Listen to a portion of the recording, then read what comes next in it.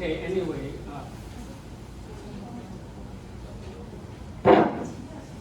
okay, we have done with linearly unseparable SVM, okay, by introducing the slack variable here. So when you run the SVM, try to weigh out the slack variable alpha. And I'm sorry, the Lagrange multiply alpha and the slack variable so that you can do some further analysis on the instance, okay, for support vector or for the outlier or for the slack variable, which is larger than 1 or less than 1. Okay, if slack variable equal to 0, then you don't need to worry. If slack variable equal to 0, then you only have to look for what? The support vector. Okay, just look for the support vector. That's good enough. Okay, so I will skip a lot of detailed discussion here. Okay. The same here.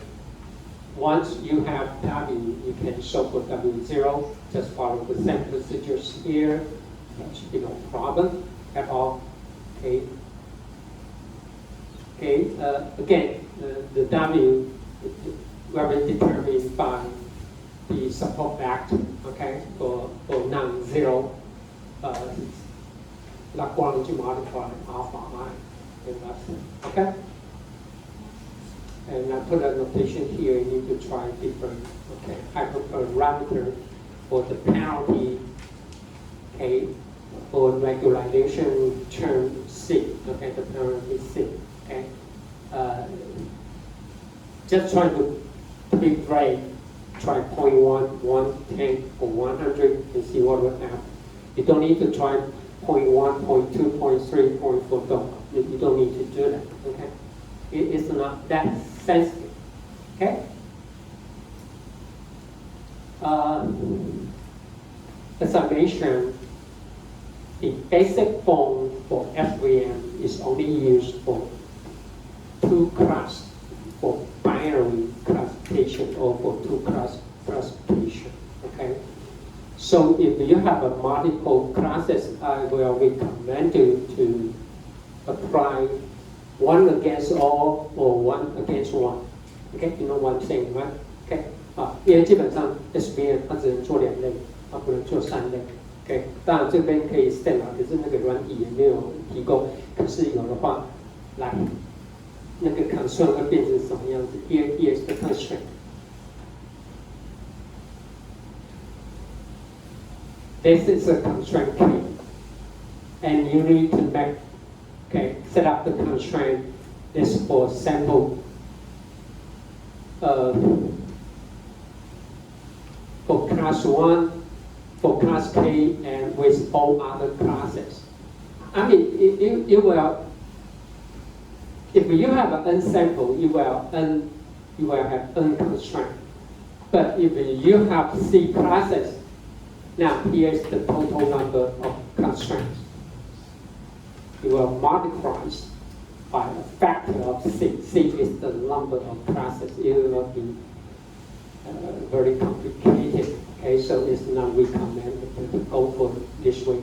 Just use the traditional SVM, then apply 1 against 1 or 1 against all. Okay, so I will skip some of the details for multiple. Okay. Even later on, when we talk about SVM for regression, it can only estimate 1 single output response, not for multiple output. Okay? No one saying 它只能预测一个输出，它不能预测同时预测多个输出。Not like the neural network. Okay? If you have a 3-node, then you can have a 3 estimate, right? Responses, but for SVM.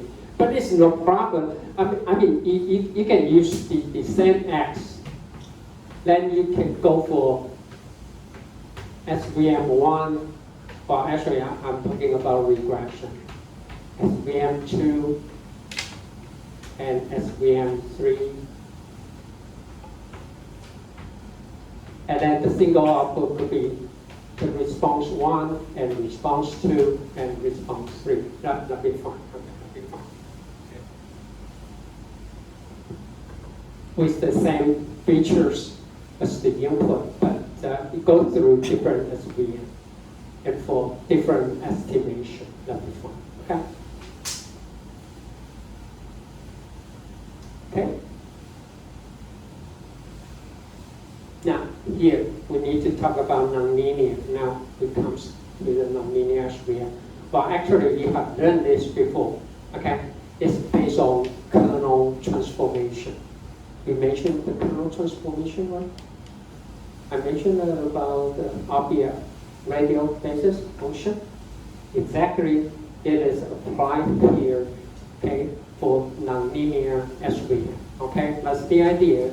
Okay, as I mentioned here, suppose we have in a two-dimensional space, we have a two class. Okay, we have one class here, one class, another class here.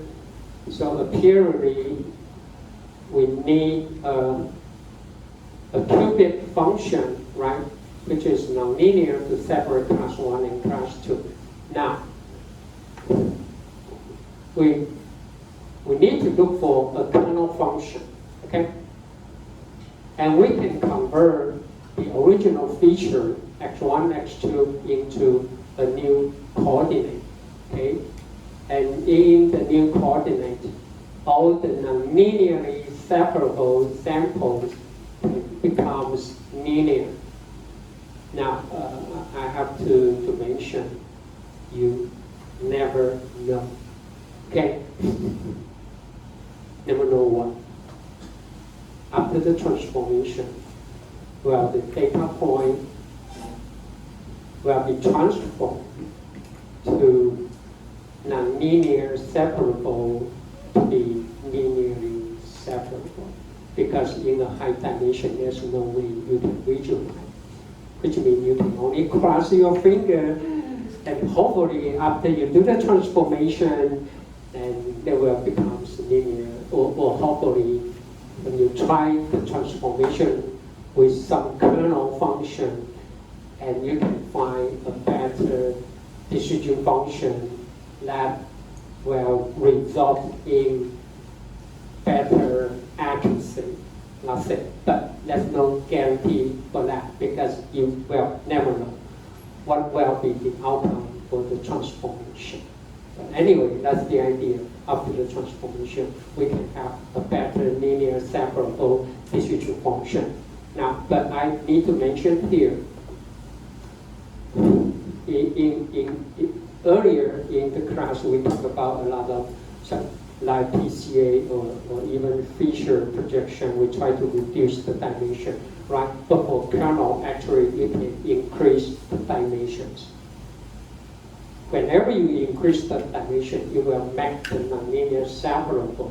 Okay, data point becomes more linearly separable in the high dimension space. 所以有时候我们在做这个的时候，有时候我们会增加它的维度。Okay. Now depends on if you use 5 kernel, then you can convert these two, okay, to feature into 5 features. Okay, that's something you can do. But if you want to explain something, you need to watch out because after the transformation, for example, you transfer the height, the weight into a 5-dimensional space. Now, you don't know how to explain what is the feature 1, feature 2, feature 3, feature 4, and feature 5 in the new dimensional space. You must be very careful for that, okay? But just for the classification accuracy, that'll be fine, okay? So, let me say that one more time. You can maintain the same dimension, okay, as the original space, or you can increase the dimension of the kernel transformation, okay? And here, that's what we can do, okay? Here's our original, okay?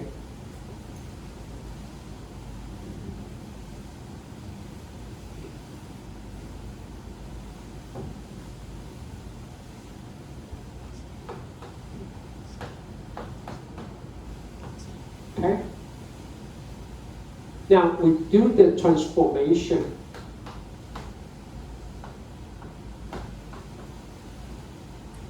If you know what about the transformation function, okay? Now the W does not have to be the same as the W, but anyway, once you do the transformation, the process is nothing different from the original SVM, right? I mean, you can take this as just another X, right? I mean, I put X prime. There's no difference, right? 所以我说什么？连转换过去还不是一样，就是 X 就是 X， 跟原来的 dimension 虽然不一样，可是 after the transformation, then it's just nothing but just another variable, okay? Of course, the physical meaning will be totally different from the original one, but the process to solve for the vector and the bias are exactly the same, just like what we just mentioned here. Okay, so don't make it too complicated. Okay, but anyway, for the user, you need to determine which is the transformation, which is very difficult. But fortunately, for nonlinear VM, you don't need explicitly know what should be the transformation function. Okay? 因为事实上，不然这个问题很困难，因为我哪知道我要转到什么空间，什么都不知道。Okay? But anyway, all the process will be the same. Okay? I just transform X through some transformation function. Okay? And all the remaining part will be the same here as I mentioned, just I mentioned here, okay, here, okay. I just put, for this case here, I just replace it with the transformation, okay.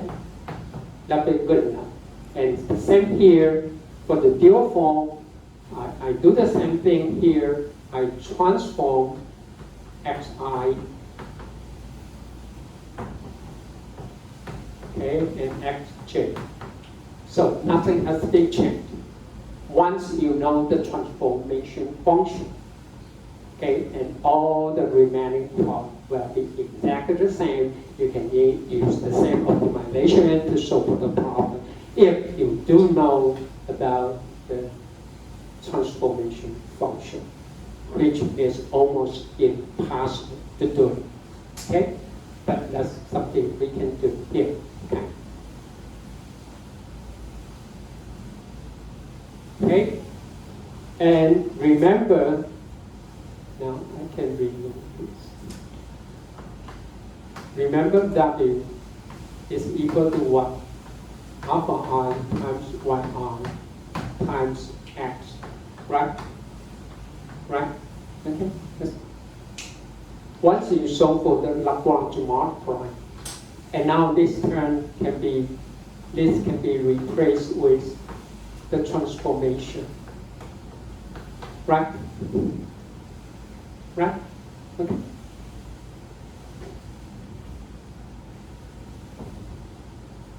So,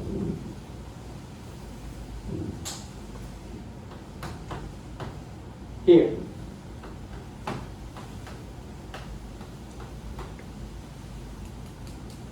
can be written down as summation alpha I yi.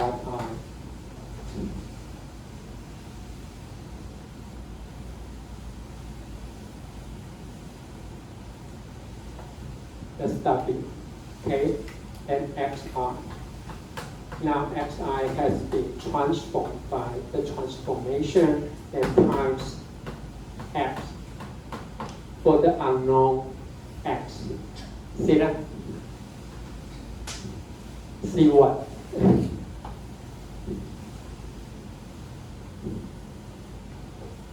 We got the inner product. We got the inner product of two transformation. See here, the transformation, even for the unknown x. And here we have the transformation. Okay, okay, the inner product. When you solve for the pure form of the objective function, so everything is something to do with the inner product. Now, so here comes the theory. Okay, let me show you here. M is m-dimensional. Okay, as I mentioned here, m could be higher than the original dimension of your feature space.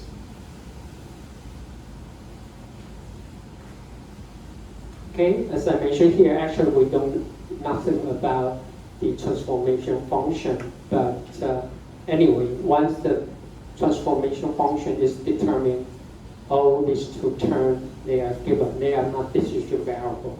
Okay. Anyway, we have a better way to solve for this. Okay, the transformation with the given fact that it involves the inner product up to variable, up to vectors. Okay, all the remaining will be the same here. Okay, W, I just mentioned here. Okay, W, just mentioned here. We just do the transformation for X. Okay, I put it here. Okay, I put it here. And W0 again, see that? Even for the W0, the bias the same here. You can see the inner product one more time. Okay. You calculate the inner product for the transformation vector Xi and Xj, right? For all support vector X. That's it. So everything it involves is the inner product of the transformation. Okay. So no matter for W here, W0 here, or even when you try to find the decision function value for an unknown X, we can still do something like this. Okay, Xi, that's the training sample, X is the unknown sample. Okay, you want to classify. 好，所以不管怎么做，不管是 W0，或是这个未知的这个 X。通通到最后呢都是内积，这是 x 转换，经过一个转换函数后的内积，都是内积。OK，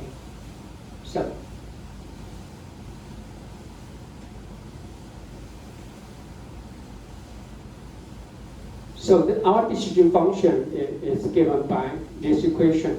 So if the result is larger than 0, then you know x belongs to class 1, otherwise x will belong to class 2. Okay, just based on the sign, if larger than 0 or less than 0, simple. Okay, now it says, here's a theory. It says the inner product of two transform, okay, xi or an xj can be replaced by a kernel function. Now we can use a kernel function without knowing what should be the transformation function. Okay, now the kernel function, we can use a kernel function to replace the inner product of xi and xj or xi and any unknown vector x, okay, without knowing the transformation function, okay, the kernel. That's the beauty of the nonlinear SVM, okay? So in this case, g of x, as I mentioned here, we put, okay, we put it here. Now it can be replaced, right? The inner product here can be replaced with a kernel function. Okay, with a kernel function. Okay, kernel function, that's it. Okay, and so it's the same here for W0. Just mention here W0. You see, this can be replaced with a kernel function. Okay, the same here. Okay, with the kernel function of xi, sj. Okay, the same here.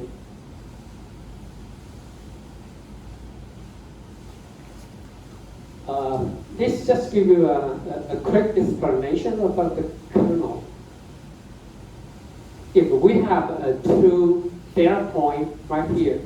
Now, you can simply calculate the distance or the similarity, right? Just by the Euclidean distance, 1 minus 2. So the distance could be 3. Okay, it's simple, right? But now, suppose we have, for the data point 1, and data point 2 is, data point 1 is a Gaussian distribution, okay, with some mean and the variance.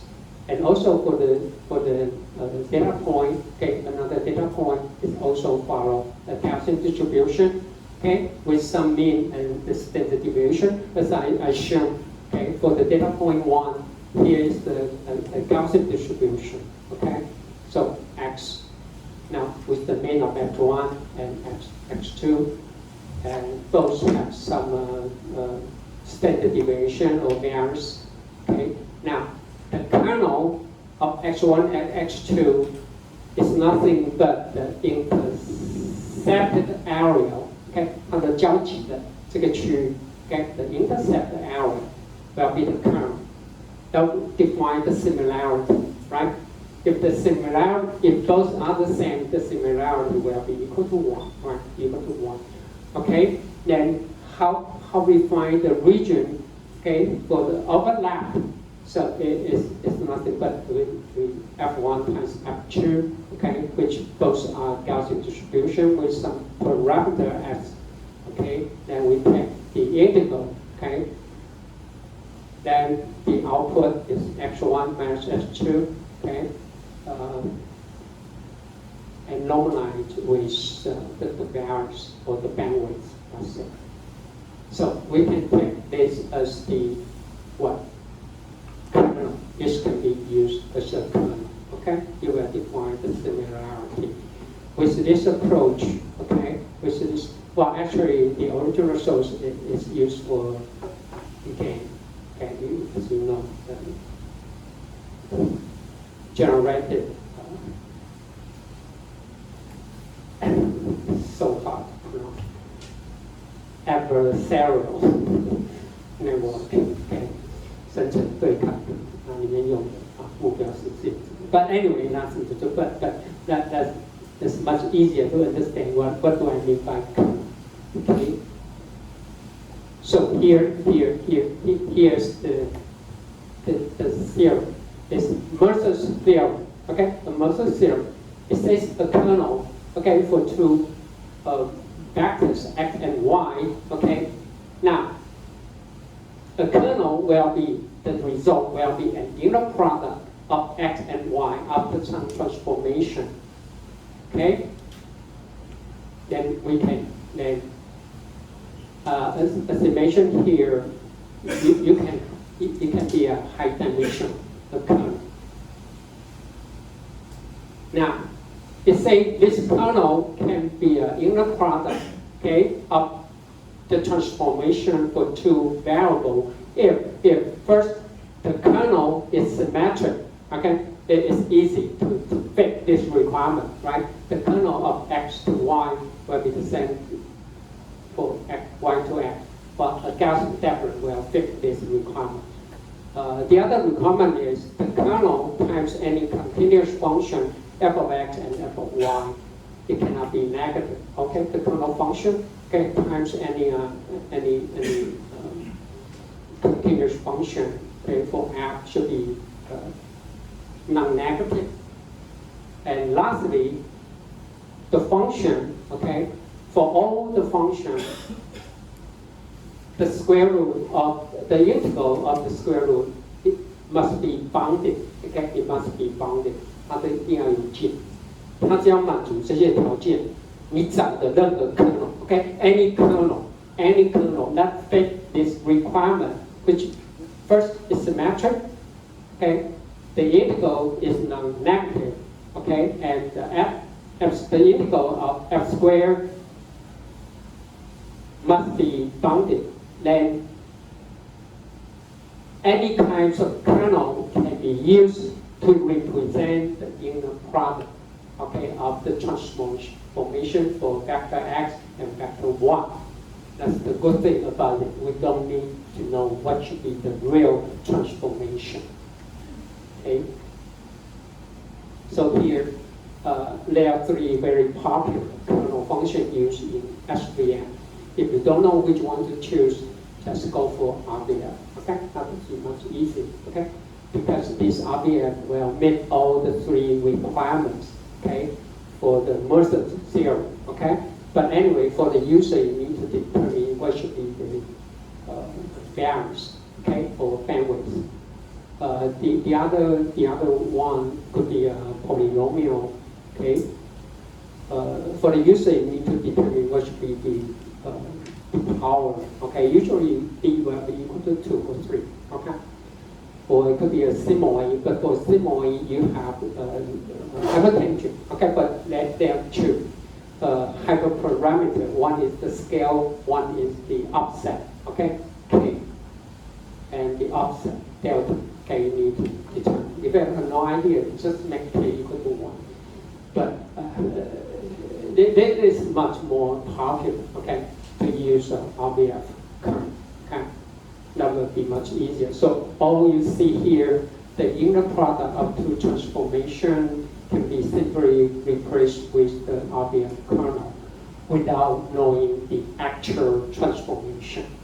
But as I mentioned, there's no guarantee after you do the transformation, all the data point will becomes from linearly non-separable to be linearly separable. But anyway, that's how we do for nonlinear SVM. Okay, so the degree of freedom to select an SVM, first you need to choose what should be the kernel. As I mentioned, you have no idea. Just go for the RVF to find out. Okay, but anyway, you need to determine what should be the parameter of the kernel. Okay, but anyway, for this one, you can do some analysis to find the variance of the feature, right, from your collected data point. And lastly, you need to determine the parity. Okay, hyperparameter C. Okay. As I mentioned, C is not very sensitive. It's not very sensitive. So you can try. But no matter what, before you go try nonlinear SVM, use linear SVM first. And use it as the baseline model for comparison. Don't go for the nonlinear at the very beginning, because you may not select a good kernel, you may not select a good hyperparameter. So always try to go for linear SVM and use it as the reference to compare any nonlinear SVM. Okay, if you try to do it that way. Okay. 好，所以一般不要直接就跑到那个nonlinear，先跑linear，然后把它当成是一个标准做比较。Okay. Okay, so that's everything you need to know for that. Okay. Okay, so it's just some more details, information about. Oh, one more thing. It may be help you a lot is once you have the value, okay, then you have the decision function. For any data point, okay, suppose you have the data point with S1 star, S2 star in two-dimensional space, you can calculate the distance. Okay, here's the distance, right? This is the g of x, and this is the length of the coefficient, right? Vector. Okay. Now you can use the distance to measure, your confidence.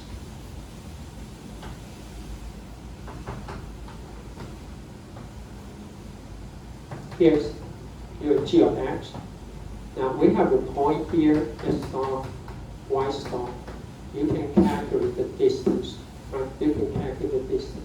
Now the distance represent what? Represent your confidence. It will represent the confidence that this unknown x is truly belong to class 1, or you may not have a good class this unknown x belong to class 1 or class 2. So this will give you the information, okay? Well, actually, then you can convert this into a probability, okay? You can convert it into a probability powers here, but anyway, SVM provide this function. It can help you to determine the probability by assuming the probability will follow similar. Okay, it will follow similar function. SVM will provide this information. Let me see if it is right here. I mean, even for the nonlinear transformation, say that the g of x, we need to do the transformation again. The inner product can be replaced by a kernel. And with the kernel here, we can calculate the g function in the new space, right? And then you can have the W0. Okay, again, this inner product can be replaced by the kernel, and then W times W squared, again, is given by the kernel of x and y. What I'm trying to say is the distance in the new space, you can still calculate the distance, even in the high dimensional nonlinear space, okay? Again, you can calculate g of x, which you can use kernel to represent this value, and divided by w, okay? The length of the vector in the new space is given by the kernel right here. So it's pretty good, okay? It's pretty good, okay? No matter in the original space or in the projected space, then we can, based on the distance, to determine the confidence, okay? And also we can use W to determine, I'm not quite sure about the importance, but definitely you can use it. If the W value is very close to 0, definitely you know this feature is not important at all, okay? You might ignore it, okay? I need to stop, okay? Just give me a few more minutes, okay? Okay, here's example number 5. Okay, work on logistic regression at SVM. Now, the data set is again from UCI. Okay, UCI. It is about the heart disease. Okay, and you can find the details here. It has 13 attributes. Now, the gender, okay, 1 and 0. So if you want to do the standardization or normalization, don't do it for this one, okay? No. And then I will ask you to find the important feature. Skip this one. Because what? Nothing you can do to change the value. But later on, you have something about the blood pressure, for example. You might do some further analysis to see if the patient do more exercise or take some treatment or medical, okay, or increase the dose, it might improve. But definitely, there's nothing you can do. Okay, there's nothing you can do. So don't put it as the most important. It's skip it. I didn't say the gender is not important, but you don't need to focus too much on it because there's nothing you can do by nature for any instance. The gender is skipped. Okay, you cannot change. I want to change it. The gender from 1 to 0, 0 to 1. No, there's nothing you can do about it. Okay, so do some feature analysis. Did I say the blood sugar or something? You might. So here's I want you to do. Okay, just look for. If you don't understand what is the physical meaning or medical meaning, go ask ChatGPT and John. Okay, what could be the impact if I change the value for some features? Okay, go ask John.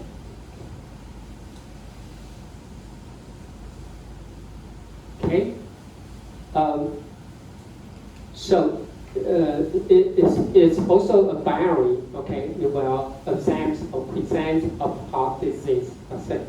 Okay, so first applying the logistic regression. Even I asked so many minor questions, but basically there's only one question. It's about logistic regression. Okay. Now, first you need to split the data set into training and sample and testing. Okay. Now, first identify the least important feature. Okay, based on the beta value and remove it. So before you do the second, you need to apply all the original features. Okay, as the baseline for reference, and then you can remove some of the least important. Then you can sort the feature based on the beta, especially when you do the normalization, okay? Especially when you do the normal, not for continuous variable, okay? Not for one-part encoding or for bound, okay? And see what might happen, okay? Then apply also the parity term to the logistic regression. Usually the default value C equal to 1. Now, the first, before you try the item file, you need to, the summation, you need to carry out the baseline model, okay? Without the penalty, okay? But when you increase, you add the penalty, it might help you to make better choice of the important feature. You can take a look. Okay, so basically there's only one single problem. And then you can apply data normalization, no matter the least or minimax, but just for continuous variable, okay? Okay? And okay, finally, it just encourages to ask ChatGPT or Gemini for the medical meaning or some technical meaning why this selected feature are important. You might give it some. Then, for the same data set, you run for SVM. Okay, run for. Now, you need to compare the performance as a baseline, compare the performance between the SVM and not just, okay, SVM. Okay, and also analyze SVM performance with and without data normalization, again, just for continuous variable. Okay. Now, the third one, you will rank the feature importance based on the coefficient W. Okay. Okay. Then you can compare the selected or the important feature between selected by SVM and logistic regression and see if there are any common features, and ask ChatGPT and Gemini to explain why it's so important or why some of the features are not important at all. Okay? Okay? Now, for the fourth, then you need to do the interaction between SVM and logistic regression. First, find the support vectors, okay, based on the Lagrange modifier for individual classes, for class 1 and class 2, okay? And then select, you don't need to do all, just select some few support vectors, okay, from each class. And then also select one of the most important features determined by the beta in the logistic regression. And then try to change the value, the feature value for the support vector, for the selected support vector, and see if they can, once you change the feature value, will change it to presence of disease to absence of disease or vice versa. Okay, you know what I'm saying? 好，就是找那个 support vector 找几个，然后找它对应的那个 data 群的比较重要的一个 feature， 然后呢试着去调变它的值，看看它会不会变成本来没有疾病的变成有疾病，有疾病的变成没疾病。那试着解释它的医学上为什么会造成这样现象。但大家都不是医学背景，所以问 ChatGPT 问 Gemini。Okay, so that's I need to do the interaction between SVM and Gemini. Okay. Okay, so And also, you are encouraged to select the sample with the select variable not equal to 0, okay? Especially you want not just less than 1 or it could be an outlier, okay, it could be an outlier or anomaly. So you can do some analysis of that, okay? That this is based on what? Based on SVM, okay? And do some analysis. That's why I'm encouraging you to do the analysis with the interaction between SVM and logistic regression, okay? And see what will happen. So basically, it's only two basic ones. One is logistic regression, one is SVM, and counts here will introduce you how to mirror the beta value, okay? The log one to multiply the variable, and so on, okay? Okay, so that's it, okay? Counts, okay, 4 years, okay? So any question before I go? Any question? Okay, go.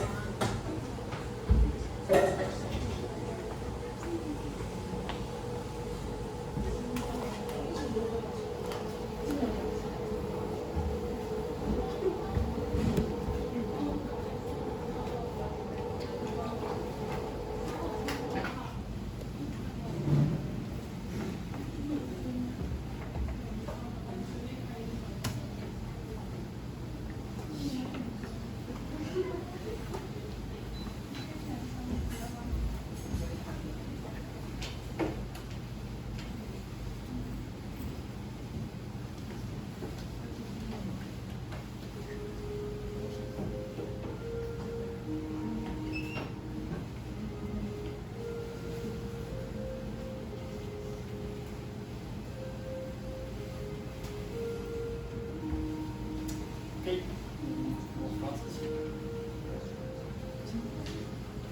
Okay. So for this assignment, we're going to use the logistic regression in the support vector machine. The logistic regression is in the linear model module, and the support vector machine for classification is called SBC. Okay. Scikit-learn has basically two support vector machines, one for classification, which is called SBC, and the other one is for regression, called SVR, so don't confuse them. We are going to use the SBC for this assignment.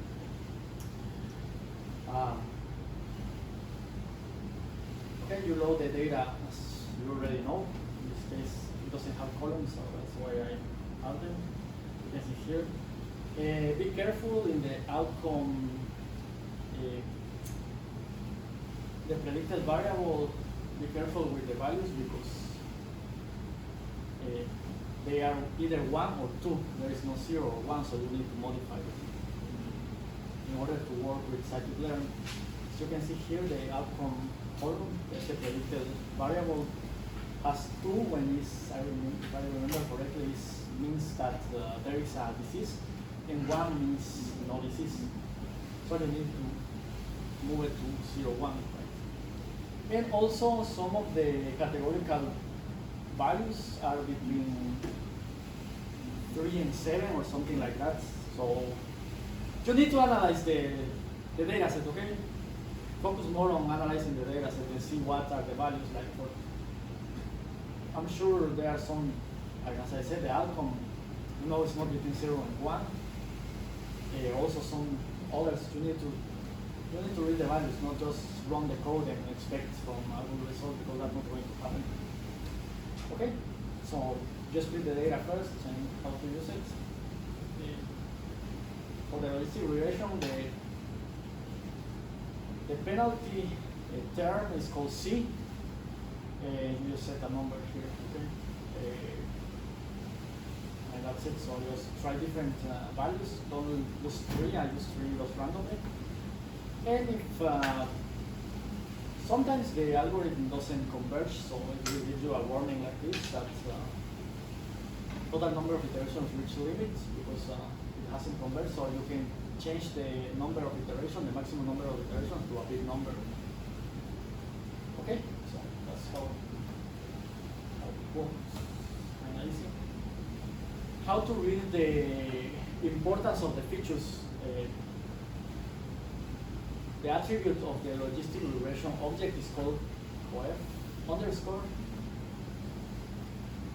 So let me show the numbers. I brought the partlets here. So these are the weights of each one of the features. So this is for the first column, second column, and so on. Right? So you know which. These are not sorted, so you need to sort them.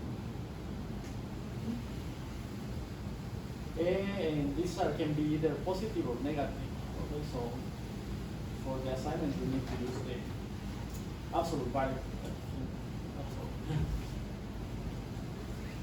Like here. Here. So these are already sorted by importance, so we need that the number of major vessels has the most importance in this model. Okay, questions so far? Okay, now for the SVM, you just call SVC, you have again another penalty term. You need to try different values. And this kernel, leave it as linear, okay? Yes, leave it at that, don't use any other kernel. Okay, I will repeat, do not use any other kernel. The reason why is because scikit-learn does not provide the weights of the features when you use another kernel. Okay? Then you need to use this weights or just run it. Okay. So the weights are still in the same attribute as the previous, just call the coef. Okay. And it's printed.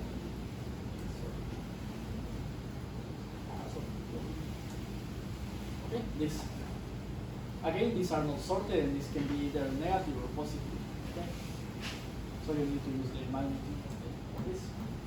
And for this case, X is the most important feature, followed closely by the vessels, which, as you can observe, that is similar to logistic regression, right? So that's it. Now, how to get the support vectors? You call the attribute support vectors underscore, and it will give you the support vectors. How to know the indices? Calls only support underscore. And for this case, we have 59 support vectors that shape the hyperplane for the decision function. And this, I just printed one of the support vectors here.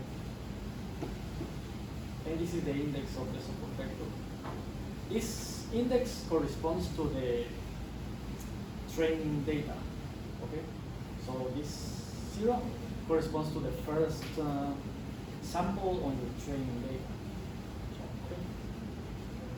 And now, how to obtain the Lagrange multipliers or the slack variables? You call dual coef underscore. Okay, that's how you obtain the Lagrange multipliers from the SVM. One thing you need to be careful here with the multipliers, because the slack variables in the optimization can only be positive, right? You know something about optimization? They can only be positive, because that's one of the constraints of the optimization. But scikit-learn will give you negative and positive. Why is that? Because they are multiplied by the class, -1 for the negative class and +1 by the positive class. So you need to take the absolute value, and how to know to which class each one of the slack variables belong to, you use the sign function, which gives you plus or minus. Okay? This case, for example, I'm printing the slack variable of the first support vector, of this support vector. It has a weight of 5 and a -1. That means it belongs to the negative class. If I were to print only without anything, that would be my -5, right?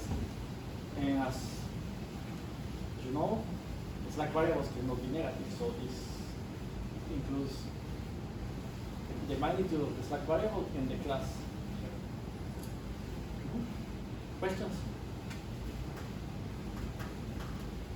This is kind of easy. Okay.